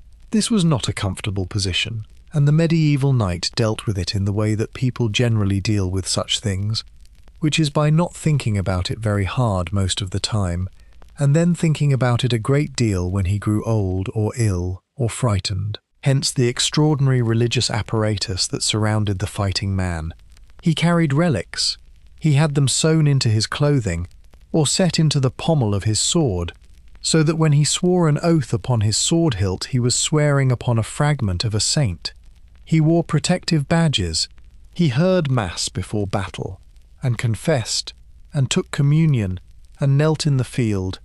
He gave money to monasteries in enormous quantities, and founded chantries where priests would sing masses for his soul in perpetuity, and the wills of knights are full of anxious, expensive provisions for the years after death. He also went on pilgrimage and on crusade, which was in its way the perfect solution to his problem, a war in which the killing was not merely permitted, but was itself a penance, an act of devotion, a route to the remission of sins. Whatever else the Crusades were, and they were a great many things, they were the answer to a question that troubled every armed man in Europe, which was whether the thing he was good at could ever be reconciled with the thing he believed. The relics themselves were often of doubtful provenance, and everybody rather knew it, and nobody inquired too closely. There were enough fragments of the true cross in circulation to build a considerable house. There were multiple heads of the same saint venerated in different countries. A knight who had paid a great deal of money for a splinter of bone in a silver case did not wish to be told that the bone was probably a sheep's, and was not told, and carried it into battle, and it comforted him, and perhaps that is all a relic was ever for. And in old age a striking number of them simply gave up and joined the church. Knights retired to monasteries. They took vows. William Marshall, that model of the chivalric life, was received into the Templars on his deathbed, having kept the robes ready for years. It is a recurring pattern, a lifetime of violence and display, and then, at the end, a hurried and expensive attempt to settle accounts with eternity, which is, when you consider it, not so very different from what a great many people have always done, and it is difficult to be too hard on them for it. Let that anxious soul settle gently in the dark. We turn now to the feast. The knight's life was not all fighting. A very great deal of it, particularly for the wealthy, was spent eating, and the medieval aristocratic feast was an exercise in ruinous display that makes everything we have discussed so far look restrained. We have already met the roasted peacock, redressed in its own feathers, which was carried in for the swearing of vows. It was also simply served for dinner, along with swans, herons, cranes, and other birds, selected for their magnificence rather than their flavour, which was in most cases indifferent to poor. The point was never the eating. The point was that the host could obtain a swan, and could employ a cook capable of the elaborate business of skinning and roasting and refeathering it, and could set it before his guests with its beak gilded. There were, at the greatest feasts, the entremets, the entertainments between courses, and these are where the whole culture reveals itself most completely. We have already visited the Feast of the Pheasant, with its elephant and its singing church, and its pie of musicians, but that was only the most famous of a very long tradition. There were castles of pastry that were besieged by pastry armies. There were mechanical beasts. There were fountains running with wine. There were dishes designed to look like other dishes, and creatures assembled from the halves of two different animals, sewn together and roasted, and everything gilded, and everything designed to produce a gasp. All of this was performance, and its audience was the other knights, and its purpose was the same as the crest and the horse and the vow, to demonstrate, unmistakably, that here was a man of consequence. The medieval magnate did not have a bank balance that anyone could inspect. He had only what people could see, and so he showed them a swan with a gilded beak and a pie full of musicians, and they went home and told everybody, and his credit held for another year. And this too was frequently done on borrowed money. The great feast, the great tournament, the great funeral. These bankrupted men with regularity, and they knew it, and they did it anyway, because the alternative was to be seen to be unable to do it. It is very easy to laugh, and I have been laughing all night, but I notice that we still do this, in our own way, and that we too go into debt for weddings, and I do not think the medieval knight would find us as strange as we find him. Let that gilded swan settle gently in the dark. We turn now to the women who kept it all running. We should not leave the knight's household without noticing who was actually running it, because while the knight was away being magnificent, somebody had to manage the estate, and that somebody was almost always his wife. The knight was absent for long periods, at war, on campaign, at tournaments, at court, on crusade, or in captivity awaiting ransom. His land still had to produce. The rents had to be collected, the courts held, the harvest brought in, the servants managed, the accounts kept, the disputes with neighbours conducted, the food stored for winter, the household fed. And the lady of the manor did all of it, frequently for years at a time, and the letters that survive from such women are brisk, competent, exhausted documents about money and grain and lawsuits, with occasional sharp remarks about husbands who write asking for more funds. Some of them did rather more than manage the accounts. There are well-attested cases of noble women defending castles under siege in their husband's absence, organizing the defense, negotiating with the besiegers, and holding out for weeks or months. This was not regarded as remarkable in the way we might expect. It was regarded as what a capable wife did when the situation required it, and the chroniclers praise such women warmly and then move on to describe some man hitting somebody with a lance. And it was often the lady who raised the ransom when her husband was captured, which was an administrative and financial undertaking of enormous difficulty, valuing the estate, arranging the loans, negotiating with the captor's agents, sending the money across a war zone. A knight in comfortable captivity dining with his captor was being bought out of it, at ruinous cost, by his wife's careful management at home. This appears in the sources as an unremarkable background fact, and it is one of the great silences of chivalric literature, which prefers to sing about the man on the horse. So as we contemplate the extraordinary performing creature that is the medieval knight, we should hold in mind the woman standing behind him with the ledger, who could not vow anything upon a peacock, who was not permitted to be magnificent, and without whose competent, unglamorous, ceaseless work the entire glittering apparatus would have collapsed within a season. She is, I think, the most interesting person in the castle, and almost nobody wrote about her at all. Let that capable woman settle gently in the dark. We turn now to what became of the knight in the end. What happened to a knight who lived? Not the ones who died young at a tournament or in a hot field in France, but the ones who survived into their 50s and 60s, when the body would no longer do it. This is a part of the story that the romances never tell, and it is rather moving. The physical decline must have been brutal. A man who had spent 40 years being struck, thrown and crushed, who had broken bones that were set badly or not at all, who had carried 70 pounds of steel through summers and winters, arrived at 50 in a condition we can only guess at, but the guess is not cheerful. Joints, backs, old wounds that never closed properly, the accumulated damage of a violent trade practiced without any of the medicine that might have repaired it. And there was no retirement exactly, and no pension, and a knight who could not fight had lost the thing that made him what he was. Some of them managed the transition well. The old knight became a counsellor, a commander who directed rather than charged, a judge in his locality, an administrator, an elder statesman of the chivalric world whose opinion on a point of honour carried weight. There was real dignity in this, and real usefulness, and the sources show us formidable old men presiding over tournaments they could no longer enter, and telling everybody how much better it had all been in their youth, which is a thing old men have done in every century. Others went to God, We have already noticed the strong pull of the monastery in the final years, the endowments, the chantries, the deathbed vows.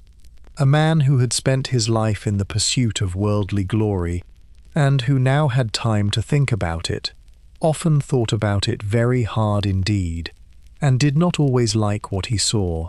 The wills are full of restitution, money left to those the testator had wronged, to villages he had burned, to men he had cheated. There is a whole literature of the anxious nightly deathbed. There is one detail that catches at me. The armour of a dead knight was often hung in his parish church, above his tomb, his helm, his shield, his banner, his gauntlets, and there they stayed, gathering dust, gently rusting, for decades and sometimes centuries, until they crumbled, or were sold, or were stolen. You may still see them in a few English churches, or the wooden replicas made when the real thing fell apart. A man's entire identity, the whole apparatus of his magnificence, hung up in the dark above his bones, in a cold church, in a village, slowly going to pieces, while the congregation below sang and dozed and thought about the harvest. And a great many of them, we may be sure, simply got old in a draughty manner, in pain, in debt, complaining about the young, surrounded by armour they could no longer wear, and a war horse too old to ride, and told the same stories to anybody who would listen, about a tournament 40 years ago, where they had unhorsed a man whose name nobody now remembered. There is nothing unusual about that. It is what happens to everyone. But there is something particularly poignant when it happens to a man whose entire life was built upon being magnificent in public, and who has outlived the only audience that could confirm he ever was. Let that old warrior settle gently in the dark. We turn now to how the whole world ended. By the 14th century, something rather charming had happened to chivalry, which is that it had begun to organize itself into clubs.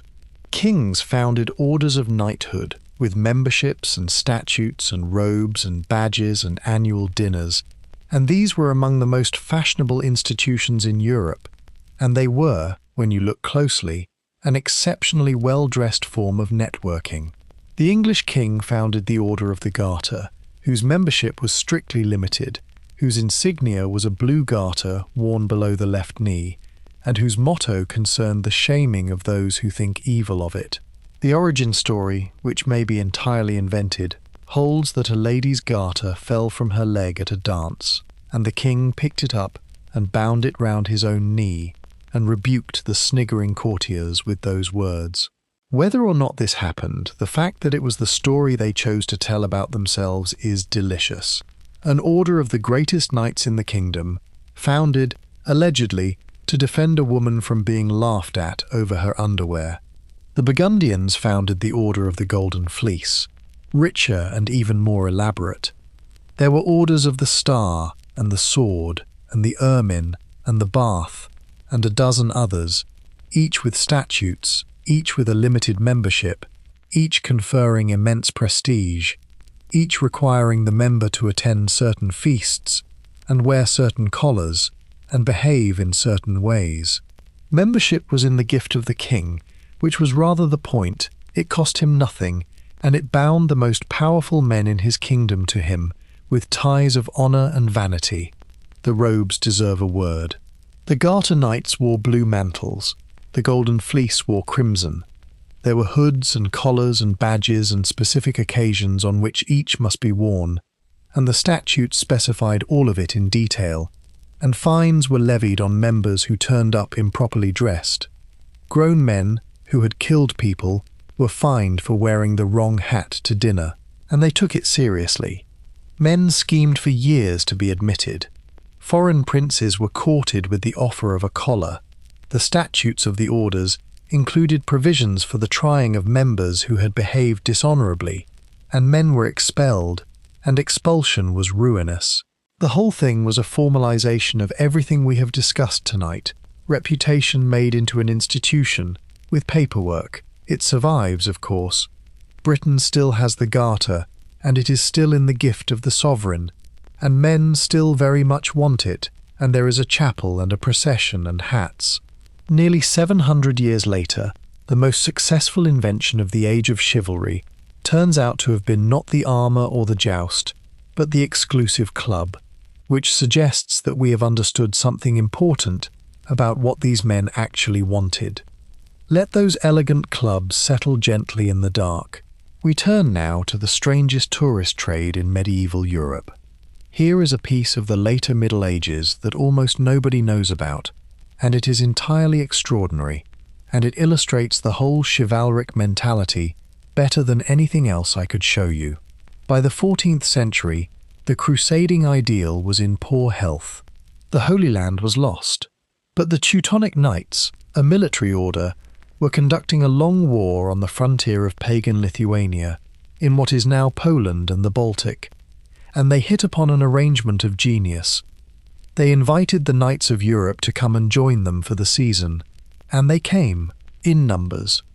A knight from England or France or Scotland, wishing to do a proper deed of arms, would travel across Europe to Prussia, where he would be received by the Teutonic Knights, housed, fed, entertained, and taken out on campaign against the Lithuanians. These expeditions were called reason, journeys. There were 2 seasons, summer and winter. There was a feast at the end, the table of honour, at which the most distinguished visitors were seated, and their deeds proclaimed by heralds, and to have been seated at that table was a thing a man boasted of for the rest of his life. There were even, on some of these expeditions, tourists in the fullest sense. Men who came, saw no fighting at all, because the Lithuanians declined to appear, attended the banquet regardless, and went home having been on crusade. The season was sometimes cancelled for bad weather, as one cancels a shooting party. Guides were provided, interpreters were provided. A knight could arrive in Prussia knowing nobody, and be looked after, and be introduced, and be given a place in the line, rather as one might be looked after on an expensive walking holiday in a difficult country. It was, in every practical sense, adventure tourism. You went for a season, you did some fighting, you were honoured at a banquet, you collected an experience that would establish your chivalric credentials forever, and you went home and dined out on it. The Teutonic Knights promoted it, arranged it, hosted it, and used the free labour of Europe's aristocracy to fight their war. Chaucer's knight, in the Canterbury Tales, has been on these expeditions, and Chaucer's readers knew exactly what that meant about him. Consider it. To improve his reputation among his friends at home, a wealthy young man travelled 1,000 miles to a frozen forest at the edge of Europe, in order to participate in a war he had no stake in, against people he had never met, so that he could be seated at a particular table at a dinner and have a herald say his name. And then he rode 1,000 miles home again, and this was thought by everybody to be an entirely reasonable and admirable thing to have done. I do not think I can improve upon that as a summary of the medieval knight. Let those frozen forests settle gently in the dark. We turn now to how the whole world ended. The knight ruled the battlefield for a few centuries, and then he did not, and the manner of his eclipse is one of the great themes of the later Middle Ages, and it wounded him in a place far deeper than his body. The armoured horseman was, for a long time, very nearly unanswerable. A charge of heavy cavalry against infantry who lacked the discipline and the equipment to stop it was decisive, and infantry generally did lack them. The knight's dominance was not a myth. It rested on genuine military reality, and it lasted a long time. And then, in various places and by various means, the infantry learned. The Flemish townsmen dug ditches and stood their ground with pikes and destroyed a French army of knights at Courtrai. The Swiss came down out of their mountains with long polearms and formed squares that cavalry simply could not break, and made themselves the most feared soldiers in Europe. And the English discovered that a great many yeomen with longbows, drawn up behind stakes on chosen ground, could stop an armoured charge and turn a battlefield into a killing ground, and they demonstrated this repeatedly against the finest chivalry of France, at Crécy and Poitiers and Agincourt, and the lesson took a very long time to sink in. The wound this dealt was not primarily military. Knights adapted. They dismounted and fought on foot, and they developed the extraordinary plate armour of the 15th century precisely as an answer to the arrow. The wound was to the whole idea, because the entire structure of chivalric society rested on the proposition that a knight was a superior being, better bred, better trained, and rightfully dominant, and that his dominance in the field was the proof and the justification of his dominance everywhere else. And now a common man, a farmer's son with a stave of yew, standing behind a stake in the mud, could kill him at 200 yards without ever seeing his face, and the man's low birth made no difference whatever to the flight of the arrow. There is a bitter clarity in a story from the aftermath of one of these defeats, in which captured French knights being led away complained that the English had won by dishonourable means, and they had a point by their own lights. The archers had not fought fairly. They had not come out and faced their betters man to man. They had stood behind sharpened stakes and shot from a distance and killed the finest horseman in Christendom without ever getting off the ground. It was not chivalry. It was, however, extremely effective, and the world in which effectiveness beats chivalry is the world we have lived in ever since, and it arrived on a wet afternoon in a muddy field in France, and the knights were the first to feel it. The knights hated this, and said so. There is a great deal of bitterness in the chivalric literature of the 14th and 15th centuries about the dishonourable weapons of low men, about the ruin of the noble art of war, about missiles and, later, about guns, which were regarded with particular loathing as cowardly and unchristian devices that permitted any base fellow to kill his betters from a safe distance, which is, of course, precisely what they permitted and precisely why they won. Let that quiet arrow settle gently in the dark. We turn now to how the knight became a legend anyway. And here is the strangest turn of all. The knight lost his military purpose, and lost his social supremacy, and lost his fortune to inflation and his lands to lawyers, and became militarily irrelevant, and then, instead of disappearing, he became more magnificent than ever. The performance outlived the function entirely. The 15th and 16th centuries, when the armoured horsemen had ceased to decide battles, were the great age of chivalric display. The tournaments became more elaborate, not less. The armour became more beautiful and more specialised and more useless, etched and gilded, made in matching sets for man and horse. The heraldry grew more complex. New orders of chivalry were founded, with statutes and collars and elaborate ceremonies, by kings who wanted to be surrounded by knights in an age when knights no longer mattered. It was all pageant now, and everybody knew, and it grew grander every year. And then the whole thing curdled into nostalgia, which is where we get our own picture from. The Tudor court staged medieval tournaments as costume drama. The Victorians rebuilt the entire Middle Ages in their imagination, all the shining armour and pure damsels and gentle knights, and painted it and wrote it and built houses in the style of it, and staged, in 1839, an actual full-dress tournament at a castle in Scotland, which was famously rained upon, the assembled nobility of Britain standing about in the mud in medieval costume under umbrellas, which is a scene I would very much like to have witnessed. What we have inherited, then, is not the medieval knight. It is a 19th century painting of a 15th century pageant depicting a 12th century warrior who never existed in the first place. The armour is real. The horse is real. The man inside is a fiction assembled over 700 years by poets and painters and, latterly, by film directors. And the actual man, the touchy, indebted, half-cooked, concussed, spectacular, absurd, occasionally magnificent creature we have spent tonight with, has almost entirely vanished behind him. I do not think that is a tragedy exactly. Every age makes the past it needs, but it is worth knowing, And it is worth remembering, when the shining figure rides across a screen, that behind him somewhere is a real man who could not put his own trousers on without help, who owed money to everyone he knew, and who once swore an oath upon a bird. Let that shining legend settle gently in the dark. We turn now, at last, to the question we have been circling all night. So, why did the medieval knight behave as he did? Why the peacock, the covered eye, the swan on the helmet, the jewel over the seating, the ruinous feast, the iron fetter worn for a year? Let us try, gently and fairly, to answer it, because I think there is an answer, and I think it is rather illuminating about people in general.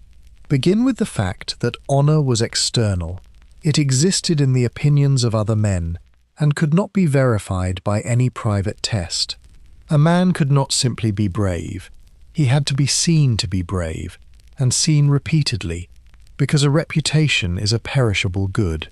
This means that the entire currency of the knight's world could only be earned in public, and that the only way to earn it was to do something visible, difficult, and preferably costly. Vowing to eat standing up is a visible, difficult, costly act. It is a way of converting private resolve into public evidence, which is the only kind of resolve that counted. Add that the audience was small, permanent, and intensely competitive. The chivalric class of Europe was, in effect, a village. Everybody knew everybody. Reputations circulated across borders through heralds and tournaments and gossip. There was no escaping into anonymity, no moving to another town and starting again. Every man was permanently visible to every other man who mattered for his entire life, and his standing was continually adjusted according to what he had most recently done. Under that kind of scrutiny, the pressure to do something noticeable is enormous, and it escalates, and each generation must outdo the last. And eventually you arrive at a man riding into a tournament with a live eagle on his head. Add, finally, that the stakes were real. Money, marriage, command, land, the safety of one's family, all of it depended on reputation. There was no other security. And a man who declined the whole performance, who refused to vow or joust or feast, would not have been thought sensible. He would have been thought contemptible, and would have been treated accordingly, and his children would have suffered for it. It is worth noticing, too, that the costliness was not a bug in the system, but the entire mechanism of it. A signal that is cheap to send is worthless, because anybody can send it. Words are cheap. Anybody may declare himself brave. What made the vow persuasive was precisely that it hurt. The eye really was covered. The man really did stand up through every meal for a year.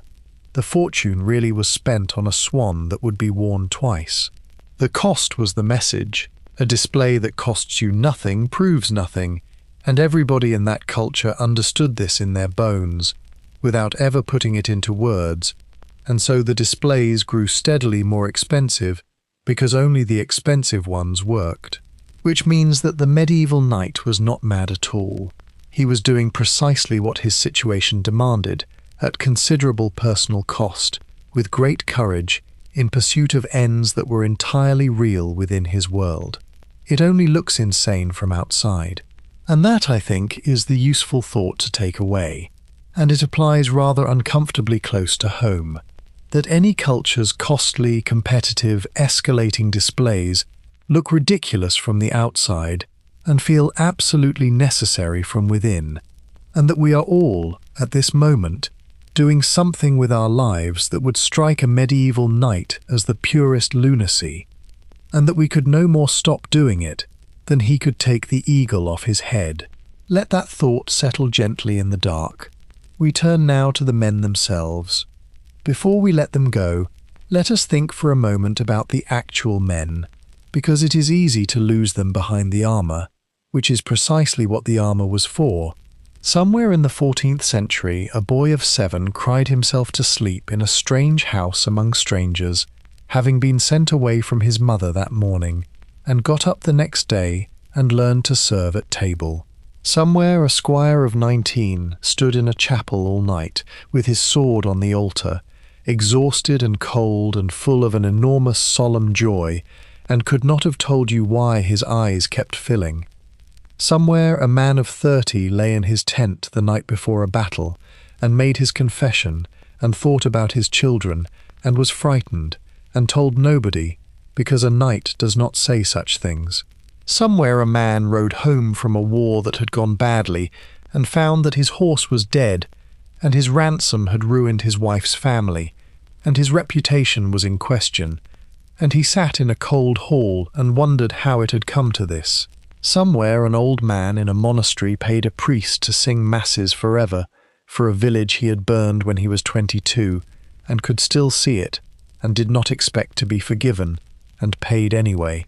Somewhere a knight of 50, who had been at 3 great battles and could no longer mount without a block, watched his son ride out to a tournament in new harness he had gone into debt to buy, and stood at the gate long after the dust had settled, and went back inside to look at the accounts. They were not made of iron, whatever they wished us to believe. They were frightened and proud and vain and generous and cruel and kind, sometimes all in a single afternoon, which is the ordinary condition of human beings. The whole extraordinary apparatus of chivalry, the vows and the crests and the codes, was among other things a great scaffolding erected around some very ordinary men, to hold them upright in circumstances that would have flattened most of us. It was ridiculous. It also, quite often, worked. And here is the thing I keep coming back to. They wanted, above all, to be remembered. That was the point of the reputation, the vows, the deeds, the swan on the helmet, to be spoken of afterwards, to have one's name last. And almost every one of them has failed utterly. We do not know their names. Millions of pounds of armour, thousands of oaths, 100,000 hours of training, and they are gone as completely as the peasants they rode over. Only a handful survive as names in books. The rest are anonymous bones under English and French churches, and nobody living has ever spoken their names aloud. They would have found that unbearable, most of them. The whole engine of their lives ran on the conviction that a deed done magnificently enough would outlast the man who did it, and that the herald would say the name, and the name would go on being said. It did not. The heralds died too. The rolls rotted. The tombs were worn smooth, and the churches rebuilt, and the names went out one by one like candles in an empty hall, except that here we are, 700 years later, in the dark, thinking about them, which is not the immortality they wanted, but it is not quite nothing either. Let that thought settle gently in the dark. We turn now to our last quiet reflection. Our long ride is nearly over, and there is a final thought I want to leave with you, before we let the whole armoured world dissolve into sleep. What connects us to these men is not the armour, obviously, and not the horse, and not the peculiar business with the bird.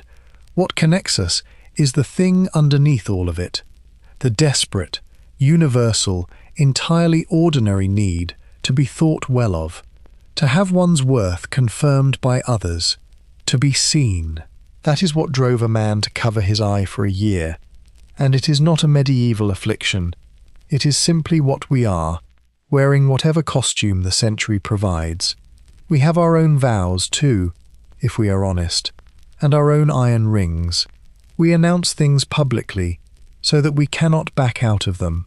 We spend money we do not have on objects that signal what we would like to be. We take on difficulties nobody asked of us, in front of an audience, and are hurt when the audience does not notice. They had tournaments. They had crests and banners and coats of arms, so that everybody would know exactly who they were at a distance. They had a small, permanent, intensely watchful audience of their peers, whose good opinion was everything, and before whom they performed continually, at enormous expense, deeds designed to be talked about. If any of this is beginning to sound familiar to you, lying there in the dark, then you have understood the medieval knight perfectly, and you may stop worrying about the eagle. And their consolations were ours too. They loved their horses and their friends. They laughed at feasts. They were vain about their clothes. They quarrelled over nothing and made it up afterwards. They were terrified before battles and pretended otherwise. They grew old and complained about the young. They wanted, at the end, to have mattered to somebody. And they went into the dark not knowing whether they had. They are all long asleep now, every one of them. The tourniers and the vow swearers, the men in the mud at Agincourt, and the men who died in a field in Champagne for a sport. The horses are gone, and the swans on the helmets, and the gilded pheasant, and the covered eye, and the whole enormous, glittering, ridiculous performance is over, and the applause it was played for died away 600 years ago. And it does not matter in the least. They lived, and they were as frightened and as proud as you are, and they came through their nights, and now they are resting. Let that gentle thought settle over you now, soft and calming in the dark, as we let the whole armoured world go at last and drift away into sleep. We turn now, at last, toward rest. So let it all go now, gently, the whole clanking, glittering, absurd old world we have wandered through tonight. Let it fade, the way the past fades, the way the centuries dissolve into a soft and shapeless distance. The great helms and the painted shields, the peacock and the pheasant, the swan upon the helmet and the iron ring upon the arm, the horses and the lances and the long lists in the summer sun, all growing dim and quiet and far away, until there is only the soft dark, and your own slow breathing, and the gathering tide of sleep. Let the nights grow quiet and distant now. Let the tournament field empty and the banners come down and the crowds go home along the dusty road. Let the armour be unlaced, one strap at a time, in a tent in the evening, and set aside, and let the man inside it sit down at last, and breathe the cool air, and be simply a tired man in the dusk. Let the horses be led away to be watered. Let the fires burn low, and the singing fade, and the whole great performance end, as it ended 600 years ago, and let them all go, gently, into the deep silence of the vanished past. They are gone now, every one of them, and there is a great soft quiet, where all that clashing and shouting once was. Let them rest, and now, at last, so may you. Feel the warmth and comfort of your bed, soft and safe around you. Feel how far you are from all that steel and striving, how safe, how comfortable, how gently held by the quiet of your own night. Nothing is required of you here. There is no reputation to defend, no vow to keep, no eye to cover, no audience watching to see how you conduct yourself. There is only the soft dark and the deep quiet, and the simple comfort of your own warm bed. 600 years, and a whole world away from everything we have touched upon tonight. Feel your breathing slow, and your body soften, and the small cares of the day loosen their grip, one by one, and drift away into the warm dark, until there is only you, and the quiet, and the deepening peace. And if you have been carrying something tonight, some small worry about how you are seen, or what somebody thought, or whether you are doing well enough, you may set it down now, beside the bed, where it will keep until morning. The knights carried that same weight all their lives, and swore oaths upon birds to be rid of it, and it did not work. You may simply put it down. Nobody is watching in the dark. That is the whole mercy of the dark. The whole long ride we have travelled, the whole armoured, ridiculous, magnificent world, can simply be released now, dissolving into the soft dark, leaving you weightless and at peace, drifting gently down into sleep.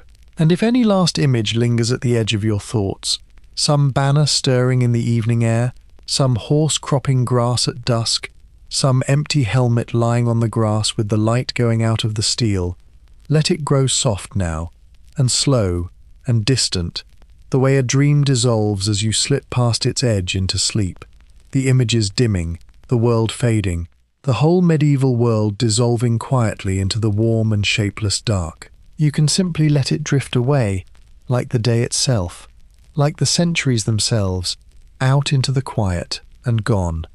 Good night, traveller. The knights are long at rest now, all their vows fulfilled or broken, all their tournaments ended, all their proud names gone quietly into the silence of the deep past, across the great gulf of the centuries, and you are safe and warm and well, here in the gentle quiet of your own night, with nothing whatever to prove to anyone. Rest easy, sleep deep. I'll be here, somewhere in the quiet, when you wake.